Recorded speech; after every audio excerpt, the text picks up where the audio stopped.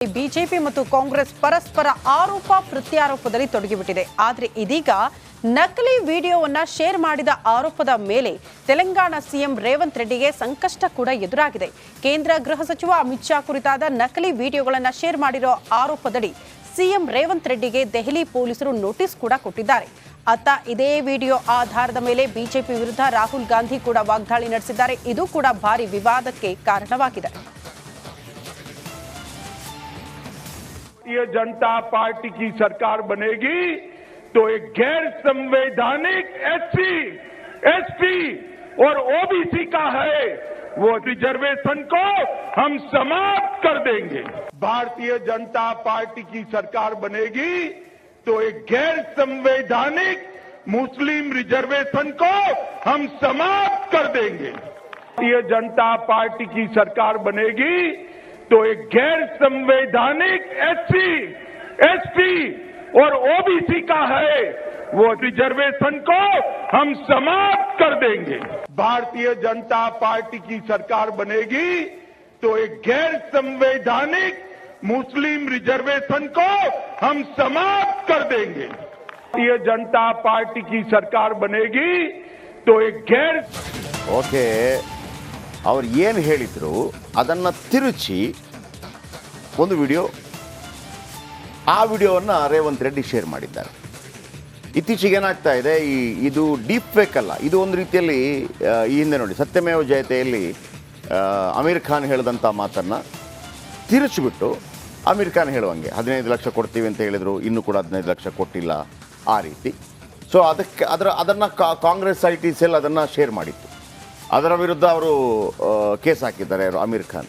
ಆನಂತರ ರಣವೀರ್ ಸಿಂಗ್ ಅವರು ಹೇಳಿದ್ದನ್ನು ಒಂದು ತಿರುಚಿ ಮಾಡಲಾಗಿತ್ತು. ಇದೀಗ ಅಮಿತ್ ಶಾ ಹೇಳಿದ್ದನ್ನು ಒಂದು ರೀತಿಯಲ್ಲಿ ತಿರುಚಿ ಮಾಡಲಾಗಿದೆ. ಇವರದನ್ನು ಶೇರ್ ಮಾಡಿದ್ದಾರೆ ಅಂತ, ಇವರು ಮಾಡಿದ್ದಾರೆ ಅಂತ ಅಲ್ಲ. ಈಗ ಅವರಿಗೆ ನೋಟಿಸ್ ಕೊಟ್ಟಿದೆ. ಅದಕ್ಕೆ ಸಂಬಂಧಪಟ್ಟ ಹಾಗೆ ರೇವಂತ್ ರೆಡ್ಡಿ ಏನಂತ ಹೇಳಿದ್ದಾರೆ ಬನ್ನಿ ಕೇಳೋಣ.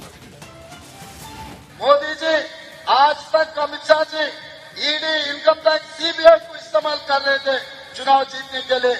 अभी मेरे समाचार मिला है तेलंगाना कांग्रेस पार्टी ऑफिस में दिल्ली पुलिस पहुंचा हुआ है. सोशल मीडिया में कोई पोस्टिंग लगाया, इसीलिए तेलंगाना के कांग्रेस अध्यक्ष को, तेलंगाना मुख्यमंत्री को हम अरेस्ट करते बोल के नोटिस लेकर तेलंगाना गांधी भवन में पहुंच गए. इसका मतलब Narendra Modi ji ED income tax CBI हो गए, अभी दिल्ली पुलिस को इस्तेमाल कर रहे चुनाव जीतने के लिए. यहाँ पर कोई डरने वाले नहीं है भाई, यहाँ पर पलट के जवाब देने वाले हैं. ಬಿಡಬ್ಲ್ಯೂಎಸ್ಎಸ್ಪಿ ಮತ್ತು ಪಾಲಿಕೆಯ ನಿರ್ಲಕ್ಷ್ಯಕ್ಕೆ ಇನ್ನೆಷ್ಟು ಬಲಿಬೇಕು ಅನ್ನೋದನ್ನ ನಾವು ಪ್ರಶ್ನೆ ಮಾಡಲೇಬೇಕಾಗುತ್ತೆ. ಕಾರಣ ರಸ್ತೆಯ ಯಮಗುಂಡಿಗೆ ಇನ್ನೆಷ್ಟು ಬಲಿಬೇಕು. 20 ದಿನಗಳ ಹಿಂದೆ ಬೆಂಗಳೂರಿನಲ್ಲಿ ಬಿಡಬ್ಲ್ಯೂಎಸ್ಎಸ್ಪಿ ಅಧಿಕಾರಿಗಳ ನಿರ್ಲಕ್ಷ್ಯಕ್ಕೆ ಒಬ್ಬ ವ್ಯಕ್ತಿ ಮೃತಪಟ್ಟಿದ್ರು, ಇಬ್ಬರು ಗಂಭೀರವಾಗಿ ಗಾಯಗೊಂಡಿದ್ರು. ಆದ್ರೂ ಕೂಡ ಅಲರ್ಟ್ ಆಗಿಲ್ಲ ಬಿಡಬ್ಲ್ಯೂಎಸ್ಎಸ್ಪಿ ಅಧಿಕಾರಿಗಳು. ಯುವಕನ ಸಾವಿನ ಬಳಿಕವೂ ಕೂಡ ಯಾಕೆ ನಿರ್ಲಕ್ಷ್ಯ? ಒಂದು ಸಾವಿಗೆ ಬುದ್ಧಿ ಕಲ್ತಿಲ್ವಾ ಬಿಡಬ್ಲ್ಯೂಎಸ್ಎಸ್ಪಿ? ಬೋರ್ಡ್ ಇಲ್ಲ, ಬ್ಯಾರಿಕೇಡ್ ಇಲ್ಲ, ಲೈಟ್ ಹಾಕಿಲ್ಲ, ಜನಮಂಡಳಿ ಬಿಬಿಎಂಪಿ ನಿರ್ಲಕ್ಷ್ಯ ಬಟಾ ಬಯಲಾಗಿದೆ. ರಿಪಬ್ಲಿಕ್ ಈ ಕುರಿತು ರಿಯಾಲಿಟಿ ಚೆಕ್ ನಡೆಸಿದೆ. ಈ ಹಿಂದೆ ಆಗಿತ್ತಲ್ಲ ಒಂದು ಅವಘಡ ಬೆಂಗಳೂರಿನಲ್ಲಿ, ಒಬ್ಬ ವ್ಯಕ್ತಿ ಮೃತಪಟ್ಟಿದ್ರಲ್ಲ, ಅಲ್ಲಿ ಬಿಡಬ್ಲ್ಯೂಎಸ್ಎಸ್ಪಿ ಅಧಿಕಾರಿಗಳ ನಿರ್ಲಕ್ಷ್ಯ ಇದ್ರೂ ಕೂಡ ಆ ಪ್ರಕರಣದಲ್ಲಿ ಹೇಗಾಗ್ಬಿಡ್ತು ಅಂದ್ರೆ ಸಂಚಾರಿ ನಿಯಮ ಉಲ್ಲಂಘನೆ ಆಗ್ಬಿಟ್ಟಿದೆ ಅಂತ ಅವರ ವಿರುದ್ಧವೇ ಎಫ್ಐಆರ್ ದಾಖಲಾಯಿತು. ಮೃತಪಟ್ಟಿರುವ ವ್ಯಕ್ತಿ ಮೇಲೆ ಎಫ್ಐಆರ್ ದಾಖಲು ಮಾಡಿಬಿಟ್ರು. ಈಗ ಮತ್ತೆ ಬಿಡಬ್ಲ್ಯೂಎಸ್ಎಸ್ಬಿ ಅಧಿಕಾರಿಗಳ ನಿರ್ಲಕ್ಷ್ಯ ಯಾವ ರೀತಿ ಇದೆ ಅಂದ್ರೆ ಇಲ್ಲೂ ಕೂಡ ಬ್ಯಾರಿಕೇಡ್ ಇಲ್ಲ, ಸ್ಟ್ರೀಟ್ ಲೈಟ್ ಇಲ್ಲ, ಯಾವುದೇ ಬೋರ್ಡ್ ಇಲ್ಲ. ವಾಹನ ಸವಾರು ದಿನನಿತ್ಯ ಜೀವ ಕೈಯಲ್ಲಿ ಹಿಡ್ಕೊಂಡು ಓಡಾಡುವಂತ ಪರಿಸ್ಥಿತಿ. ಈ ಕುರಿತು ನಮ್ಮ ರಿಪಬ್ಲಿಕ್ ಒಂದು ರಿಯಾಲಿಟಿ ಚೆಕ್ ನಡೆಸಿದೆ. ಕೆಂಗೇರಿಯಲ್ಲಿ ಘಟನೆ ಆದರೂ ಕೂಡ ಜಲಮಂಡಳಿ ಮತ್ತು ಬಿಬಿಎಂಪಿ ಅಧಿಕಾರಿಗಳು ಎಚ್ಚೆತ್ತುಕೊಂಡಿಲ್ಲ. ರಿಪಬ್ಲಿಕ್ ರಿಯಾಲಿಟಿ ಚೆಕ್ ಮಾಡ್ತದೆ. ನಾವು ಪ್ರೆಸೆಂಟ್ ಈಗ ವಸಂತ ನಗರದ ಜಯಮಾಲ ರಸ್ತೆಯಲ್ಲಿ ಇದ್ದೇನೆ. ಈ ಒಂದು ಭಾಗದಲ್ಲಿ ನೋಡ್ತಿರ್ಬೋದು, ಜಂಟಿಯಾಗಿ ಬಿಬಿಎಂಪಿ ಮತ್ತು ಜಲಮಂಡಳಿ ಜಂಟಿಯಾಗಿ ಕಾಮಗಾರಿ ನಡೀತಿದೆ. ಯಾವ ರೀತಿ ಸುಮಾರು 3-4 ತಿಂಗಳಾಯಿತು ಈ ಒಂದು ಕಾಮಗಾರಿ ಹಾಗೆ ನಡೀತಿದೆ, ಇನ್ನೂ ಮುಗಿದಿಲ್ಲ. ಮತ್ತೊಂದು ಕಡೆ ಕಾಮಗಾರಿಗೋಸ್ಕರ ದೊಡ್ಡ ಆಳವಾದ ಗುಂಡಿಯನ್ನು ತೋಡಿದ್ದಾರೆ ರಸ್ತೆಯ ಪಕ್ಕದಲ್ಲೇ. ಹೀಗಾಗಿ ಇಲ್ಲಿನ ವಾಹನ ಸವಾರರಿಗೆ ಆತಂಕ ಮನೆ ಮಾಡಿದೆ. ಯಾಕೆಂದರೆ ಕೆಂಗೇರಿಯಲ್ಲಿ ಇದೇ ಘಟನೆ ಆಯಿತು.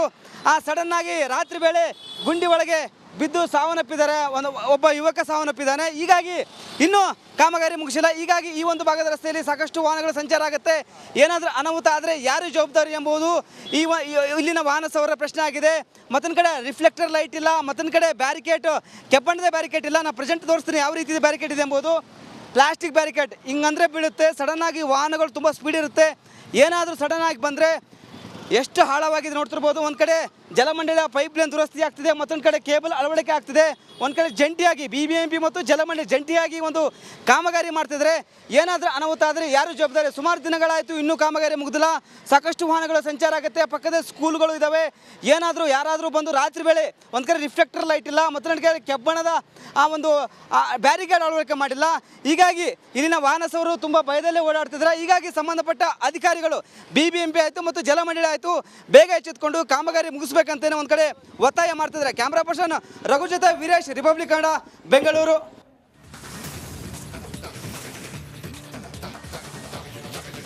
ಇನ್ನು ಆತ ಪೊಲೀಸ್ ಕಾನ್ಸ್ಟೇಬಲ್ ಆಗಿದ್ರೂ ಕೂಡ ಸಮಾಜದಲ್ಲಿ ಶಾಂತಿ ಕದಡುವ ದೇಶದ್ರೋಹಿ ಕೃತ್ಯ ಮಾಡಿದ್ದಾರೆ.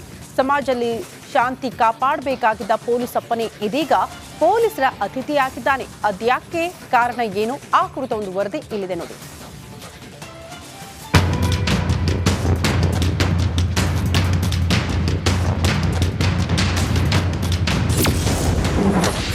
ಮನೆ ಕಾಂಪೌಂಡ್ ಮೇಲೆ ದೇಶದ್ರೋಹಿ ಬರಹ, ಶಾಂತಿ ಕದಡುವ ಕೃತ್ಯವೆಸಗಿದ ಪೊಲೀಸ್ ಅಪ್ಪ ಅರೆಸ್ಟ್. ಎಸ್, ಹೀಗೆ ಮನೆಯ ಕಾಂಪೌಂಡ್ ಒಂದರ ಮೇಲೆ ತಾಲಿಬಾನ್, ಥರ್ಡ್ ವರ್ಲ್ಡ್ ವಾರ್, ಇಸ್ಲಾಂ ಸೇರಿದಂತೆ ಸಾಲು ಸಾಲು ದೇಶ ವಿರೋಧಿ ಬರಹಗಳು ಕಂಡುಬಂದಿದ್ದು ಬೆಂಗಳೂರಿನ ಹೊರವಲಯದ ಆನೇಕಲ್ ತಾಲೂಕಿನ ಬಂಡಾಪುರ ಗ್ರಾಮದಲ್ಲಿ.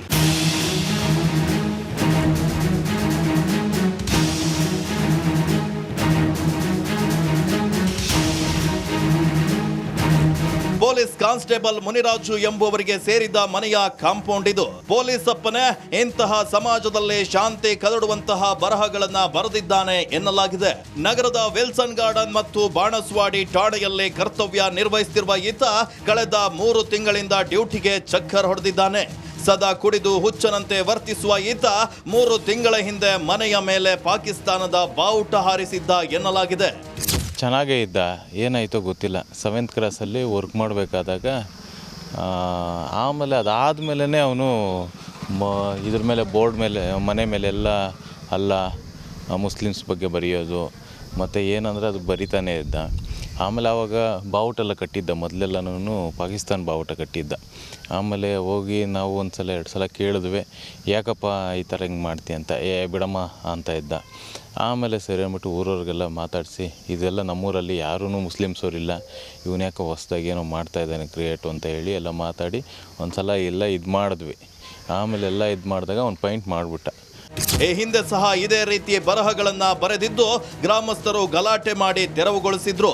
ಆದ್ರೆ ಪುನಃ 2 ತಿಂಗಳ ಹಿಂದೆ ಮತ್ತೆ ಇಂತಹ ದೇಶದ್ರೋಹಿ ಬರಹವನ್ನ ಬರೆದಿದ್ದಾನೆ. ಮನೆಯಲ್ಲಿದ್ದ ದೇವರ ಫೋಟೋಗಳನ್ನ ಸುಟ್ಟಾಕಿದ್ದು ಇತ್ತೀಚೆಗೆ ತಲೆ ಸರಿ ಇಲ್ಲದವನಂತೆ ವರ್ತಿಸ್ತಿದ್ದ ಅಂತ ರಿಪಬ್ಲಿಕ್ ಕನ್ನಡದ ಎದುರು ಆತನ ತಾಯಿ ತನ್ನ ನೋವನ್ನ ತೋಡ್ಕೊಂಡಿದ್ದಾರೆ. ತಲೆ ಮೆಂಟ್ಲಿದಾಗ ಶುದ್ಧವಾಗ ಒಂದು ಬಟ್ಟೆ ತೆಗೆದು ನೋಡ್ರಿ ಬೇಕಾಗಿದ್ರೆ ತಲೆ ಮೈ ಕೈ ಎಲ್ಲ ಏನು ಕೇಳ್ದಂಗೆ ಅವ್ನ ತಲೆ ಏನಾಗ್ಯದ ಅನ್ನೋದು ಗೊತ್ತಿಲ್ಲ, ತಲೆನೇ ಸರಿಲ್ಲ ಅಂತ ಏನು ಮಾಡೋದು, ಏನೋ ಮಾಡಿಬಿಟ್ಟಿದ್ದಾರೆ ಸಾವನ್ನ.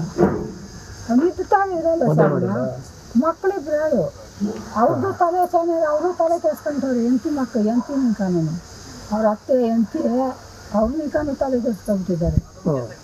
ಸದ್ಯ ಘಟನೆ ಸಂಬಂಧ ಸೂರ್ಯನಗರ ಪೊಲೀಸರು ಆರೋಪಿ ಮುನಿರಾಜ್ನನ್ನ ಬಂಧಿಸಿದ್ದು, ವಿಚಾರಣೆ ವೇಳೆ ತಾನು ದರ್ಗಾವೊಂದರಲ್ಲಿ ಹರಕೆ ಹೊತ್ತ ಮೇಲೆ ನನಗೆ ಸರ್ಕಾರಿ ನೌಕರಿ ದೊರೆಯಿತು, ಹಾಗಾಗಿ ನಾನು ಹೀಗೆ ಮಾಡಿದ್ದಾಗಿ ತಪ್ಪೊಪ್ಪಿಕೊಂಡಿದ್ದಾನೆ. ನವೀನ್ ಶೆಟ್ಟಿ ಕೆರಾಡಿ, ರಿಪಬ್ಲಿಕ್ ಕನ್ನಡ, ಆನೇಕಲ್. ನೋಡಿ, ಇದು ಎಷ್ಟು ಸೂಕ್ಷ್ಮ ವಿಚಾರ ಅಂತಂದರೆ, ಒಂದು ವೇಳೆ ಅದನ್ನು ಮುನಿಗೌಡ ಅವನ ಹೆಸರು ಪೊಲೀಸು ಅದನ್ನೇನಾದರೂ ಒಬ್ಬ ಮುಸ್ಲಿಂ ಮಾಡಿದ್ದಿದ್ರೆ ದೊಡ್ಡ ಮಟ್ಟದ ಅಯ್ಯಯ್ಯೋ, ನಮ್ಮ ರಾಜಕಾರಣಿಗಳು ಗೊತ್ತಲ್ಲ, ಅಬಾಬಾಬಾಬಾಬಾ. ಅವ್ರು ಬೇಕಿದ್ರೆ ಅವರ ಕ್ಷೇತ್ರದಲ್ಲಿ ಅವರ ಜನರಿಗೆ ನೀರಿದೆಯಾ ಅಥವಾ ಉಳೋದಕ್ಕೆ ಒಂದು ಸ್ಮಶಾನ ಇದೆಯಾ, ಅದರ ಬಗ್ಗೆ ಇಲ್ಲ.